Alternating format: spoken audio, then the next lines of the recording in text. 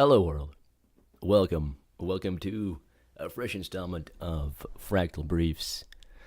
Uh, yeah.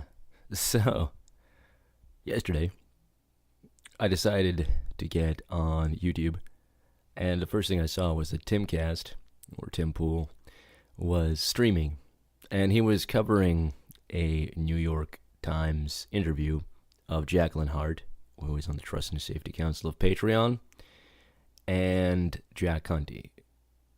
Wow, that was a Freudian slip. Conte, who is the founder and I guess CEO of Patreon. Now, I don't really think that they're bad people, but the way that their ideas have played out is really unsavory. So let me familiarize those of you who may not be familiar with the story about what's going on.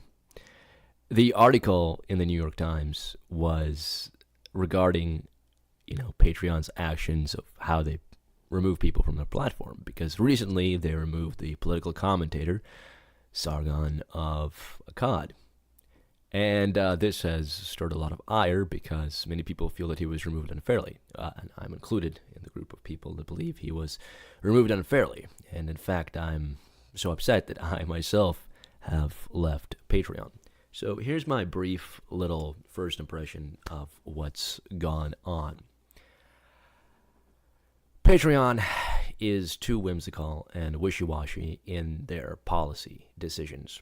And it all seems to center around their political disagreements with their creators. And this would be troubling, but it's not as troubling as the whole situation when you look at it with a broad lens. Basically, there's almost no way to make, at this point, an alternative to Patreon. Jordan Peterson, another commentator, psychologist type of person, is going to try. But, look, we already had Subscribestar get kind of derailed through, I believe it was PayPal, pulling out support. So, basically all there's is Patreon, which is what makes this action all the more egregious. Okay? Here is where the grossness really comes in for me. Why I decided to go ahead and move off of Patreon. Jack Conte basically characterized the big name people that were pulling out of Patreon as, or he didn't characterize, but he speculated that their motives might be that because of the 5% that Patreon takes, this whole outrage about freedom of speech is just a veneer. And if you're making a lot of money on Patreon and it is the service through which you make money, I don't think that 5% to these folks is really what matters. Because when Sam Harris pulled out, he lost thousands upon thousands upon thousands of dollars, tens of thousands probably. So that's a month, by the way. Yeah, I'm not saying that.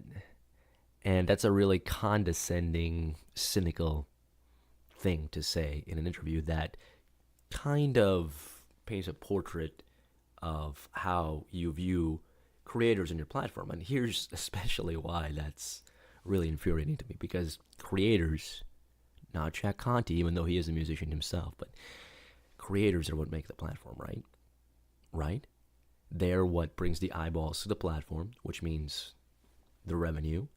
When I, give my money to Brian Lunduke, sure, I appreciate that Patreon there is a service to facilitate that, but that's Brian Lunduke is the guy that's bringing my money to Patreon, okay? So when you kind of throw shade at the people who are basically there bringing success to your company, I cannot stomach that. And also, the lying.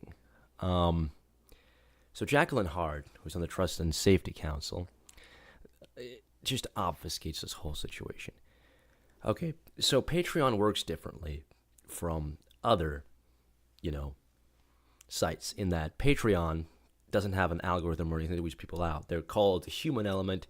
It's part of, I think, a good a well-intentioned thing to where, well, we're going to manually review what you're doing and then comment on it. But then it gets into something that they call reforming the views of their users, and that to me sort of stinks of re-education and right think, but it depends on your perspective. But that's not really even where I get the problem. The problem is, okay, when they did this, when they reached out to Sargon of Akkad for his hate speech or his problematic speech or stuff that he can't say, Jacqueline Hart, in this very article here, decided to state that his response to us when we told him about the reform process was to nitpick and say, I was being anti-Nazi. Ms. Hart said, you cannot say those words on our platform. It doesn't matter who you're directing them at. Okay, he didn't say those words on your platform. He didn't even say it on his YouTube channel. He said it in, I believe, a stream on another person's channel.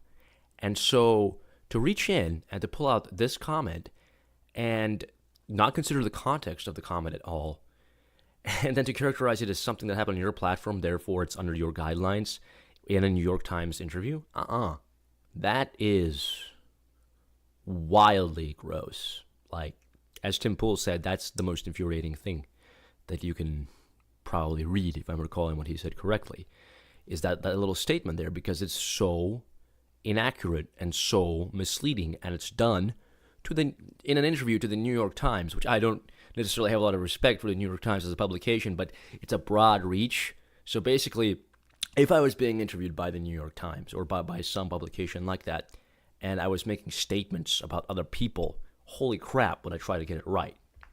So this to me is like, I don't want to be working or supporting people that have this mindset and this mentality about their creators and about their policy and stuff. It's just, I want to give license because they're creative types, like Jack Conte is a musician and etc. But look, there's a point where good faith will erode if it's abused enough. I understand liberal leanings, like not even liberal, but neoliberal leanings. I understand that. I understand it's part of the whole San Francisco milieu, but no, you can't lie about people to a national newspaper, and you can't just strip people of their incomes. Like people that have brought success to your website, you're stripping them of their incomes, and people not even related to Sargon of Akkad. This has had ripple effects on, because people support multiple people and they're leaving the platform. And this is, some creators, this is a huge deal. In an economy where things are more and more automated, where, something like Patreon, at first I was really excited about, now it's becoming untenable. And there are no alternatives because of the way that, what happened to Subscribestar. So when they behave like this, it is a big deal. And that's why I decided on, today is Christmas, to make this video. Like, what is going on? Leave your comments below. This is just my initial impressions. I'll do a more in-depth, professional, I guess, for lack of a better term, look at this. But it's terrible.